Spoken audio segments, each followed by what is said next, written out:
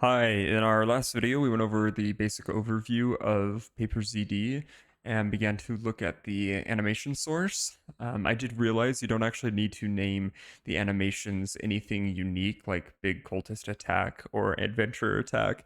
Just leave it how, just what the animation is itself. The animation blueprint for this actual character will only ever interact with these animations, so it won't mix up with other characters or anything. And in case you didn't notice, within your um, character folder, it did create automatically an animation source sequences folder, and it puts these in here. If you ever need to add some without doing it like this, you would just come in here, PaperZD animation source. So that's pretty easy. Today I just want to quickly go over game modes. In case you don't know, we will be needing them in future videos once we want to start spawning in the characters. You just hop over here into a project settings. We're going to search up game mode. Right here, we have the default game mode. If yours is just whatever, I think it's game mode base, that should just be the most basic default. You can add one, create a new blueprint either in here or in whatever folder you have for just kind of official general blueprints that you need to access. I have my own folder. I have the official game mode in here, and that can be done right clicking blueprint game mode base and naming it what you would like.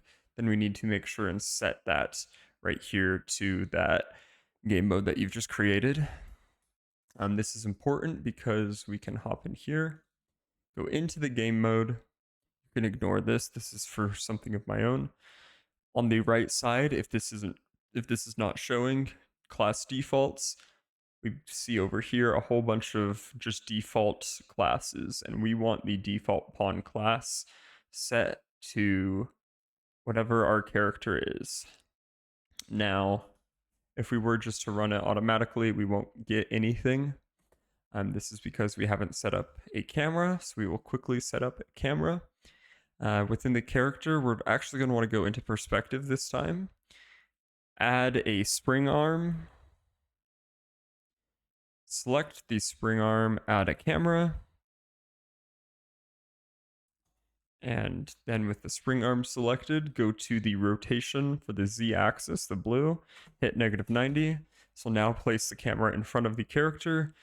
And with the spring arm selected, we can change however far away we want the camera and begin to see the actual little character. So there we go. You can put it at something pretty far. Lets you see more and more without affecting the field of view of the camera too much. All right, so there you go. In the next video, I will go over actually allowing for the character to move using enhanced input actions. And then we will start to work on the animation blueprint to let us see some running and jumping and falling and such. So thank you for watching.